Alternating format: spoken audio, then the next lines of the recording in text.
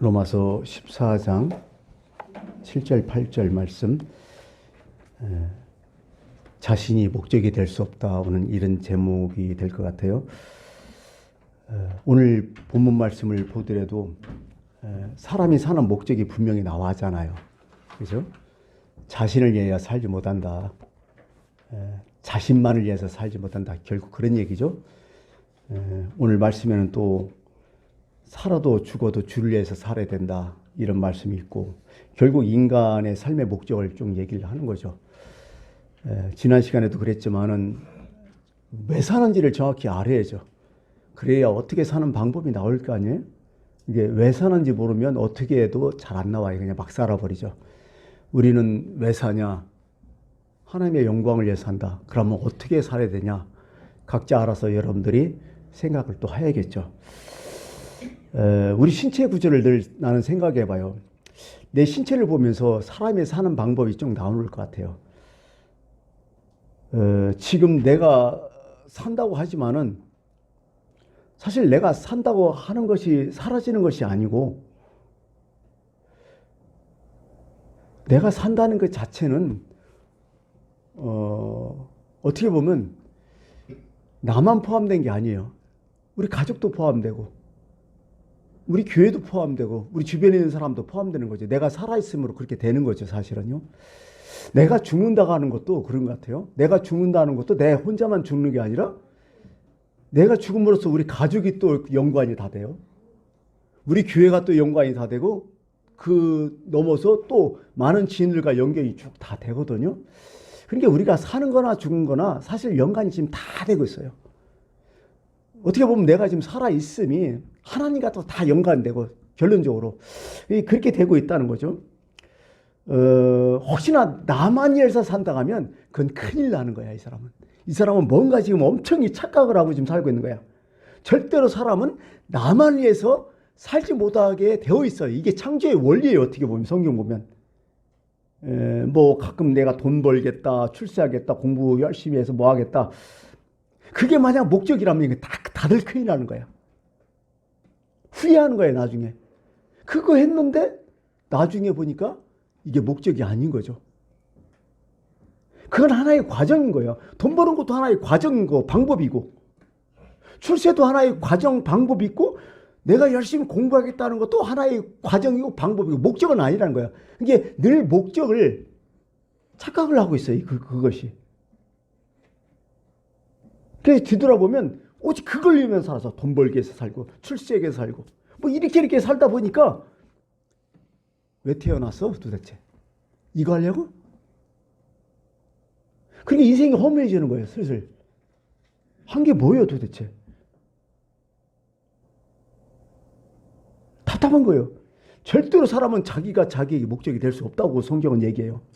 자기 자신을 위해서 살 수 없다. 절대로 사람은. 그렇게 되지 않는다.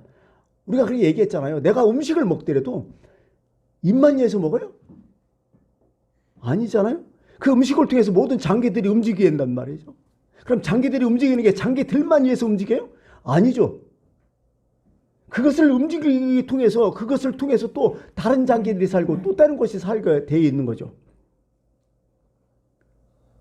바로 이런 의미가 되는 거죠. 뭐 한번 생각을 또 해봤어요. 우리가 교회에 나올 때 쉽게 말해서 거울 한 번 정도는 보고 나오잖아요. 뭐 잘 됐나? 그럼 우리는 먼저 어떻게 생각해요? 나를 위해서 이렇게 본다고 하지만은 곰곰이 생각하면 나를 위해서만 아니죠. 다른 사람 위해서 또 보게 되는 거죠. 우리가 지금 이렇게 옷을 입고 있는 것도 나를 위해서 입지만은 다른 사람 위해서 또 입지 않을까요? 내가 몸을 깨끗이 씻는 것도 나의 위생을 위해서 하지만은 혹시나 다른 사람께 피해를 줄까봐 다른 사람을 위해서 또 살지 않을까요? 내가 건강하게 해서 이렇게 운동하는 것은 나 자신을 위해서, 내가 건강을 위해서 그렇게 하지만은, 그러나 내가 건강을 유지함으로써 남한테 피해가 안 가잖아요. 내가 아파봐요. 당장에 가족들에게 피해가 가잖아요. 결국 내가 하는 모든 일이 나만 위해서 있는 게 아니라는 거예요. 다른 사람 위해서 있는 거라는 거죠. 우리는 이런 연관, 이런 관계 속에 우리는 살고 있다는 것을 늘 까먹게 돼요. 그래서 오직 나만 그렇게 될 수가 없어요. 근데 이상하게 아직도 그런 생각, 그런 마인드를 가지고 살아가는 어른들이 많아요. 참 안타까워, 이런 거 보면. 하나님의 창조 설계가 이거예요. 그래서 하나님의 창조 설계가 뭐냐? 인간은 자기 존재만을 위해서 살 수는 없다. 쉽게 말해서 지금 오늘 나타난 이 기상이변, 이 현실들이 어때요? 인간만 잘 먹고 잘 살게 해서 이 짓 하다가 이렇게 된 거 아니야, 지금. 뭔가 자연을 이해하고 같이 살려고 노력하지 않고 오직 인간만 더 편하게, 더 편리하게, 더 잘 살라고. 언제까지 경제발전 이렇게 하겠어요? 이렇게 하다 보니까 이 사단이 지금 나는 거 아니에요, 계속. 뭔가 함께 다 같이 공동으로 같이 살 생각을 하면 참 좋겠는데, 하나님이 그렇게 창조를 했는데, 근데 절대로 그렇지 않잖아요.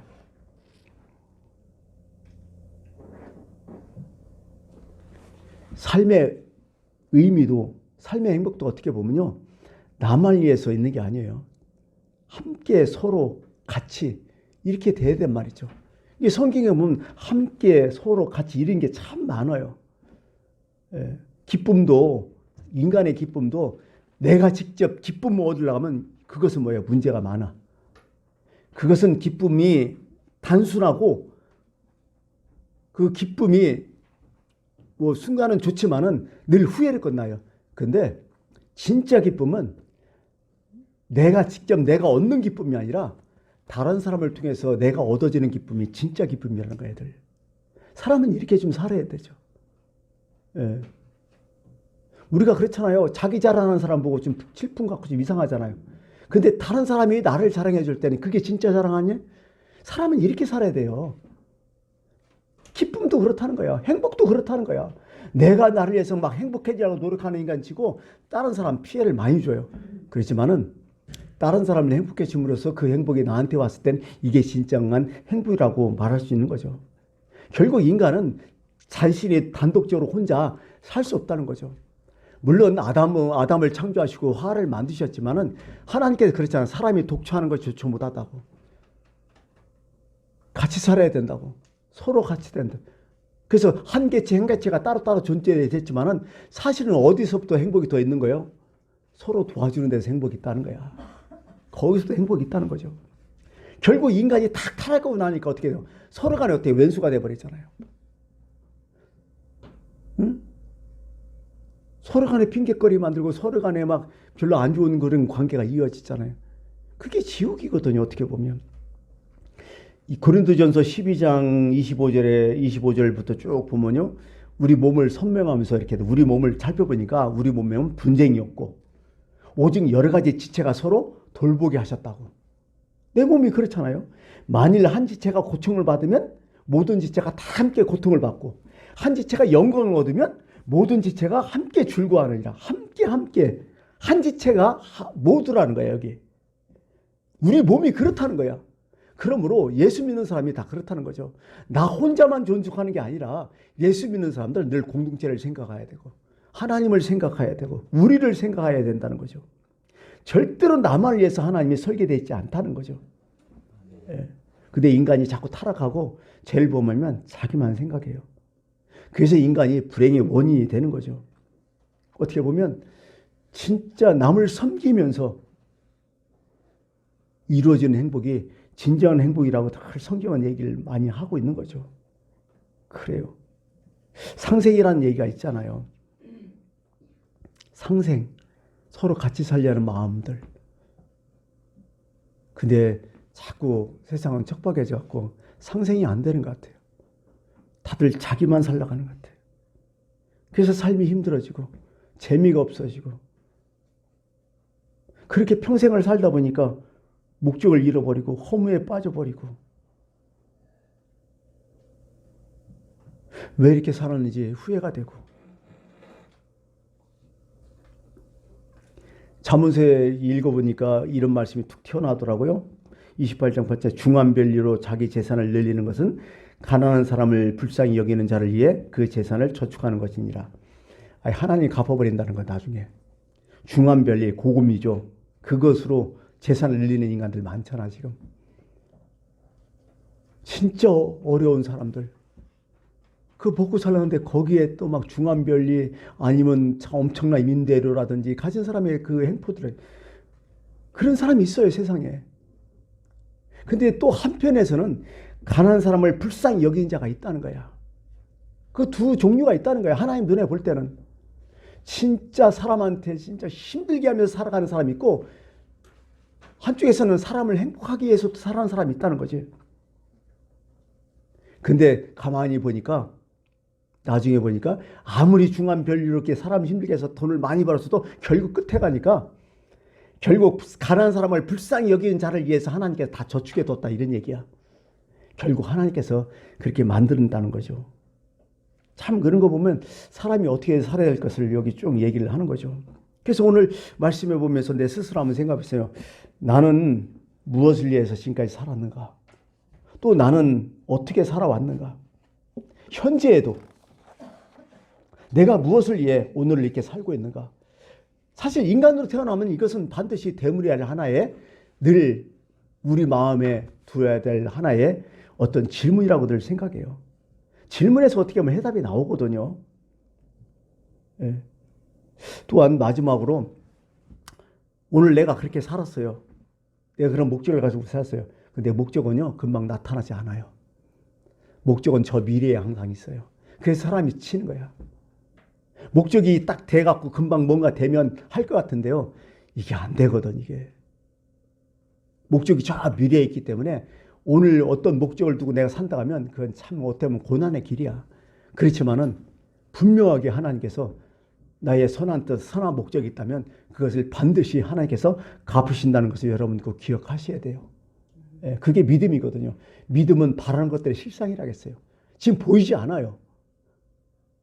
근데 내가 그걸 직접 보지 않았지만 내가 그걸 보는 것처럼 오늘 살아가는 거야.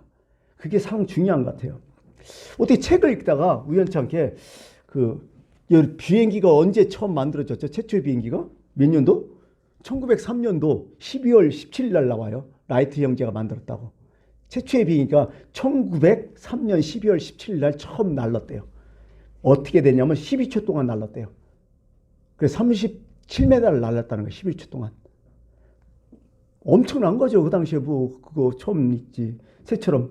근데 또 이게 또 바뀌어가지고 또 어떤 자료가 나왔냐면 독일의 구스타프 화이트헤드라는 사람이 1901년 8월 14일에 또 최초의 비행을 했다는 또 기록이 있어요. 이것도 또 깨져가요. 이상하게. 참 역사라는 것은 고정된 역사는 없어요. 늘 역사는 자료 싸움이기 때문에 자료가 나오면 어쩔 수 없는 것 같아요. 사실 지금 뭐 비행기 타고서 뭐 12초 동안 날랐다 하면 뭘 할 거예요? 웃기는 소리지. 왜 비행기 타고 지금 뭐 세계여행 다 하는데. 이거보다도요, 사람이 또 뭘 또 연구했냐면요. 이거보다도 제일 먼저 연구한 게 뭐냐면, 여러분, 열기구 있잖아요. 열기구. 이게 언제냐면 1700년대 열기구가 발견돼요.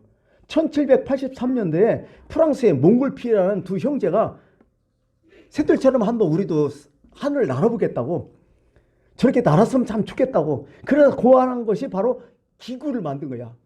이게 뭐 열기구가 이렇게 뭐 연기가 위로 공중에 올라가니까 이걸 많이 모아놓으면 이거 날을 수 있겠다 해갖고 진짜 열기구를 만들어요. 당시에 이걸 만들어 놓고 사람들이 뭐라고 한 줄 알아요? 무진장이 조롱했어요. 저렇게 엄청나게 크잖아. 열기구가 크고 저 쓸데없는 걸 다 한다고. 참 엉뚱했죠. 그러고 날아오면 뭐하냐 이런 식으로. 그 떨어질 거 아니냐, 위험하지 않느냐 막 하면서 별 얘기를 다 했죠. 그래서 어떤 사람이 그랬대요. 이걸 갖다가 피레치움 만든 그 벤자민 프랭클을 찾아갔죠. 사실 열기구가 낙뢰가 가장 위험하잖아요. 그래서 열기구가 한동안 못했죠. 지금 낙뢰가 좀 해결돼서 다행이지만은. 그래서 벤자민 프랭클을 찾아가서 얘기했다는 거예요. 저 사람이 지금 열기구를 만들어서 하늘을 날아보겠다 하는데 저 쓸데없는 짓 아니냐고. 무슨 목적으로 그런 하는지를 모르겠다고 막 핀자를 줬어. 그럴 때 벤자민 프랭클이 이런 얘기예요. 무엇에 쓸모 있냐고 말할 수 있습니까? 아니요. 적어도 이런 목적이 있다면 다음 저 미래에는 아마 가장 훌륭한 작품이 될 수 있을 것입니다. 지금은 아무것도 아니지만 분명히 이것은 좋은 뜻이 있기 때문에 반드시 엄청난 결과를 가져올 수 있을 것 같습니다. 지금 사실은 최초에 그렇게 하고 나서 한참 후에 1999년도에 열기구 갖고 세계 일주를 하게 됐잖아요. 지금 열기구 갖고 상당히 많은 것을 지금 사용하고 있잖아요. 그게 우리의 목표가 정했고요. 처음 시작할 때 참 한심하고 남들이 뭐라 해도요. 그 뜻이 하나님 앞에 선하고 올바르다면 반드시 엄청난 결과가 이뤄진다는 걸 꼭 기억하시길 바라겠습니다. 그래요. 목적이 분명히 있는 그 인생을 좀 살았으면 좋겠습니다. 지금 그 목적이 당장에 좀 허황되고 말도 안 되고 너 그런 목적 갖다 세상을 어떻게 살 거냐? 에? 세상 그렇게 살아면 더 힘들다. 이런 게 있겠어요. 어떻게 보면 세상의 논리와 또 성경의 논리가 같지 않기 때문에 그렇지만은 그것이 분명 하나님의 뜻이었고 하나님이 원하는 길이었고 하나님이 그것을 기뻐하시는 길이었다면 한번 해보십시오. 먼 훗날 그것이 그때 그 결정이 참 잘했다. 하나님이 인도하심이었다. 하나님께서 역시 보상해 주시는구나. 반드시 그것을 느낄 수 있을 것입니다. 오늘 말씀을 기억하십시오.